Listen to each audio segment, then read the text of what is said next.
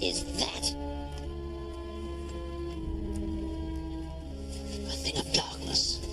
A night fear. Don't even look at it. That face, it's horrible. Where does it come from? A long way away, on a rock at the edge of the world, lived a woman with terrible claws, wings of bronze, and breath as foul as corpses. Her hair was a nest of poisonous snakes, hissing, alive. Catch her stare, and she could turn you to stone. Her name was Medusa, the Gorgon.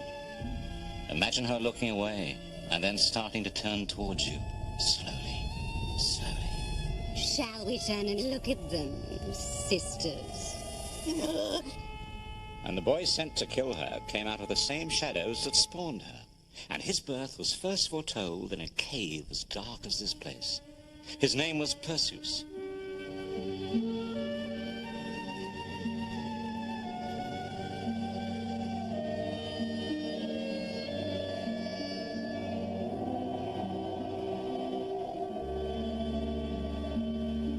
Acrisius, king of Argos, had a daughter, Danae. Now he longed for a son. What if his wife should give him another daughter? What if he gave rise to a line of daughters stretching out forever? Women would carry off his name and lineage to strangers. This ache for a boy child, an heir, gripped his heart, and he made sacrifice after sacrifice to the gods, creators of earth and sky and moon, until finally, desperate, he sought out the oracle. Who's there? Acrisius, king of Argos. What does the king wish to know? There's a shame in asking what's to come. And the king of Argos knelt in the darkness with a dry mouth, his heart tapping like the wind at the temple door. I want a son. A son? There will be a boy. The king's heart lurched in the darkness. A son. But not your son, Acrisius, king of Argos. Your daughter's son. Danae will have a boy, and you shall hear his laughter. And this boy, one day, he'll kill you. He'll kill you. Lights! He'll kill you. Lights! You hear me? Lights!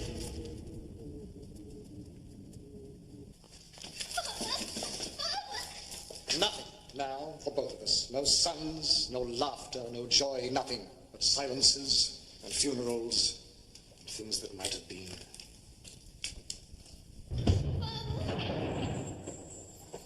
Poor girl.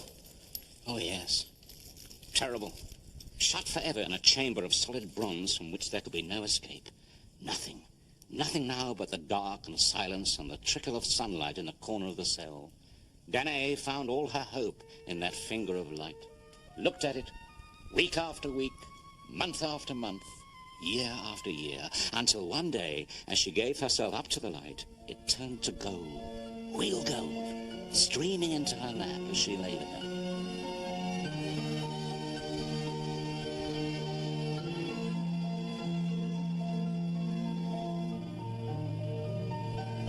What was it? It was Zeus, lord of all gods.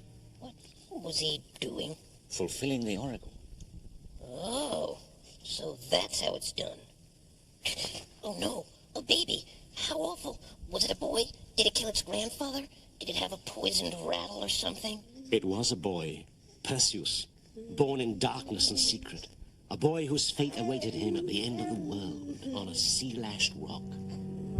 I smell a man born of a god. Sisters, smell the air. Stare him out, sisters. Give him the sad eye. Years passed, and all Perseus knew was the room, the sweet touch of his mother and her stories, and the quiet unraveling of day after day. What's the world like? Not like this. What's this then? A prison. I thought it was the world. When Perseus was 6 years old, Danae made for him a sword from wood, pulled from her bed and smoothed on the stone floor. When she placed it in his hands, the little boy just stood there, his pale eyes troubled. You fight with it. You fight monsters with it. A long way away on a rock at the edge of the world lives a woman with terrible claws, wings of bronze, and breath as foul as corpses. Her hair is a nest of poisonous snakes, alive and hissing. Catch her eyes, and she'll turn you to stone.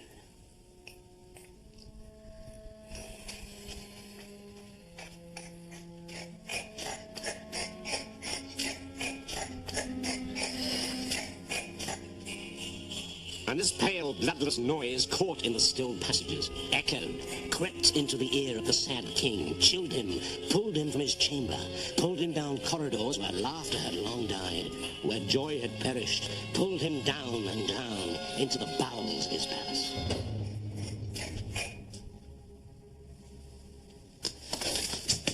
Don't kill him. Please. Please don't kill my boy.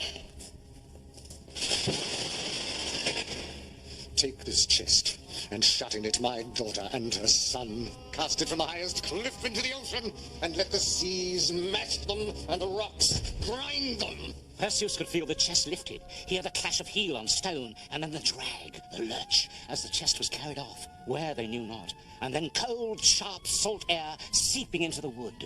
He clung in silence to his silent mother. He must have been frightened.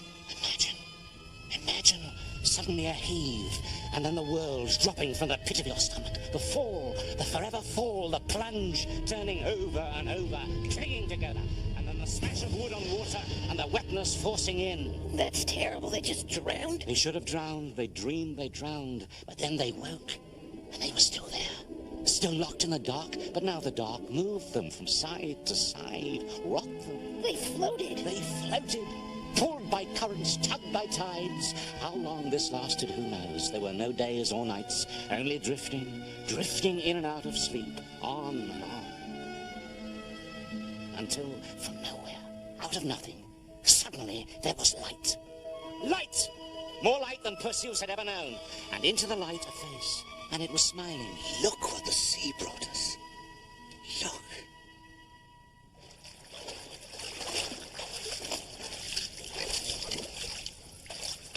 What are you thinking, son? When I was small, we lived in a prison. I remember the prison. There was a narrow window that was always quiet. Sometimes I miss the darkness. I miss the shadows and the silence. My house is full of shadows. Come and live with me. Is this your son? He is my son. His name is Perseus. And where's his father? Dictys, is this your son? He has no father. A boy needs a father. How would you like me to be your father? How would you like to live in a palace full of shadows? It could be easily done. All I would have to do is take your mother for my wife. Leave my mother alone. Who are you? His name is Polydectes, king of all this island. Stealer of farms, liar. Gatherer in of beautiful things. And if I choose, I will take your mother for my wife. I will marry her in 6 days. Come to the wedding, if you can afford a bride gift. Is that a treasure chest, Perseus? Bring your weight in gold coins, Perseus. Bring your oak chest full of gold pieces. I have no gold. The chest is empty. Oh dear. What is to be done? A long way away on a rock at the edge of the world lives a woman whose hair is a nest of poisonous snakes. Catch her eye and she'll turn you to stone. I'll bring you something better than gold. I'll bring you the head of the Gorgon. Really? The head of the Gorgon. Marvelous. What a marvelous wedding. I shall bring you Medusa, and there will be no wedding. Somebody called my name. Sisters, we must keep watch. Look to the east. And so it was that Perseus, half child, half god, found himself with 5 days and 5 nights to bring back the severed head of the Gorgon, fringed with snakes, the gaze that froze, to prevent the marriage of his mother to the tyrant Polydectes, lord of Seriphos. I don't know who I hate more, this Polydectes or the Gorgon. Poor Danae. Did she have to marry him? Poor Perseus. Poor Perseus. How could he bring back the head of the Gorgon to Polydectes' table? Did such a monster really exist? Where was this island at the edge of the world, beyond ocean, beyond night, beyond the north wind? He wasted 1 whole day by the seashore, stared into the red night. So what happened? The gods helped him. Remember, he was Zeus' son. Athene, the daughter of Zeus, Hermes, the messenger, they found him. They gave him this sword, a a real sword, and a bright bronze shield. And Athene... She was his sister then. She was his half-sister. Warned him never to look directly at the Gorgon, but to catch her stare in the reflection of the shield. Go to the Graiai, she told him, sisters of the Gorgon. They will know where to find her. And at length Perseus found the Graiai, 3 hags who had but 1 tooth and 1 eye between them, the Gorgon sisters. Zeus, father of the gods, lord of the storm, cloud gatherer, give me a 6. Give her a 2, give her a 2. Give her nothing, Zeus, give her nothing. Who's there? A traveller, and I hold the eye. Give it to me. Not until you tell me where I may find the Gorgon. Give me the eye, I'll tell you. Me. The Graiai screeched and spat and clawed to betray their sister, but Perseus would not give up the eye until he knew everything. I'll tell you everything. Give it to me. I'll tell you anything. Anything. Go to the nymphs of the Styx. They have the cap of invisibility, the winged sandals to carry you. I know where they are. Here's your eye. Betrayers! I have it. I have it. Go, stranger. Go to the nymphs. Take every weapon. Make yourself invisible. It will not help you. My sister will freeze the breath in your throat. He's coming, sister. He's coming. He is coming, my sisters. I smell him on the breeze. He is coming to me. Is that it? The cap of invisibility? Nice. It's dogskin. I don't believe you. That cap is dog skin? That's disgusting. Well, it is. Yuck. 3 things he had from the Stygian nymphs, as beautiful in their black lake as the Graiai were foul. The Cuni, cap of invisibility. The Cabyssus, a leather pouch in which to carry the Gorgon's head, and winged sandals so that he might fly. They say he flew out so far, he came to the place where the great Titan Atlas stood, whose punishment it was to hold up the heavens. And he called out to the sad giant, but his voice was tiny. Medusa! Medusa the Gorgon, how can I find her? Is it a man? All sounds are small. You make such a noise about your destiny. I am tired of bearing the weight of the heavens, and if I let go, that sky will fall on your heads. I seek Medusa, the Gorgon, whose look turns to stone. The Gorgon? The Gorgon is on a rock at the edge of the world. I dream she passes, and her stare turns me to stone. No more wait. Come closer. Come closer. Come closer. Was she waiting? She was waiting for him, wasn't she? Oh, yeah, she was waiting. No, stop it. He lands on the island, imagine, moving through statues, through people the Gorgon has frozen to stone. And he's wearing his cap and he's clutching his sword, but none of those things seem to help him. He's invisible, but he's sure she can see him. She can smell him. He's frightened, so frightened. He's here, sisters, he's come. The man who seeks us is here. Wake, sisters, wake! Why won't you show yourself, stranger? Are you frightened? Where are you? I can't see you. He wants to look at her, wants to turn, the voice tempting him to turn. She can't see him, but her voice can charm him. He's invisible, but if he looks at her, he's finished. I like to be looked at. And I like to look too. Where are you? Look into my eyes. There's a world in my eyes. Where are you, stranger? Why don't you look at me? I like to be looked at. Can you see me? Medusa! Oh, sister! Where is he? Kill him! He did it. He did it. Where are these other Gorgons? You never mentioned 3 Gorgons. If I told the whole story, your head would burst. There is no one story. There are branches, rooms, like this place. Rooms, corridors, dead ends. What about the minutes his mother spent waiting? The minutes running away, what happened to them? Or Dictys, his family broken on a whim? Or Acrisius the king, haunted, whose sleep is always fitful, who cannot forget the oracle? Yes, the Gorgon had sisters. Yes, Perseus turned the sad giant Atlas to stone. I can't tell you... Hang on. He turned Atlas to stone? He flew past Atlas, took pity on the poor giant, showed him the sad eye, let him sleep the long sleep of a mountain. Atlas! Atlas! I did not forget! And then home. Home with the Gorgon's head in his hands, his sword pointing the way in front of him. Perhaps he's too late. Perhaps his mother has been taken to the palace. Perhaps Polydectes has already married her.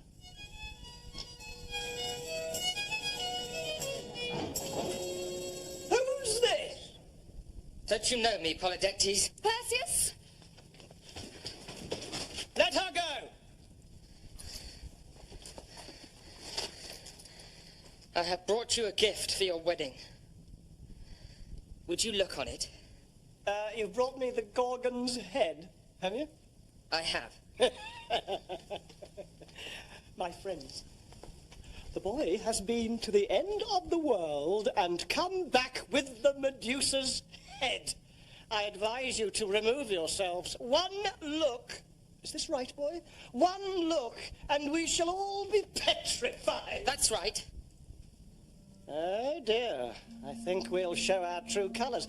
Is anyone else frightened of a story? Of a child's nightmare? The Gorgon? So weak! Will no one stay with me? He's lying! It's a dream! Come, boy. Sit. Eat with me. I dreamed of dark. I dreamed of light. I dreamed I was a king. I dreamed I was a god's son. I dreamed your limbs grew heavy and your blood turned to sand. And I dreamed you cried out. He turned him to stone? Ah, good. So the Oracle was wrong. What? Chryseis. The Oracle said Perseus would kill his grandfather, and he didn't. I went to the Oracle once. Never ask. You never hear what you hope for. When Danae told Perseus about his birth, about the Oracle, Perseus felt compassion for Chryseis. He decided to return to Argos and promised his grandfather he would do him no harm. Good. But what does it take for an accident to happen? Imagine, after standing for 1,000 winters, this roof should suddenly give up its spirit, fall on our head. What? What is that? Chance? Fate? The gods' sport? So it was with Perseus and Chryseis. The old king heard of Perseus' deeds, fled from Argos, hid from him in the narrow lanes of Larissa. Perseus travelled slowly to Argos, stopping off on the way. There was a contest at Larissa. He stopped for it, hurled the discus wild past all the others, hurled it into the sky. Watch out! Chryseis, haunted, stood in the crowd. The discus sought him out with the strength of an oracle, found him, killed him. So the Oracle was true. That's terrible. Oh, yes. Oracles are true.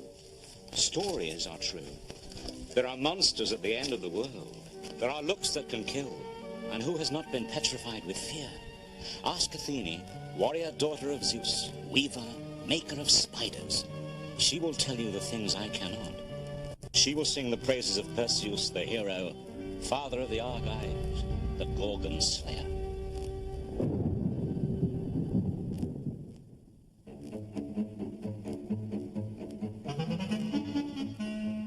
Discover more Greek myths next Sunday night at 8 on the Disney Channel. And stay tuned for Disney's Honey, I Shrunk the Kids next.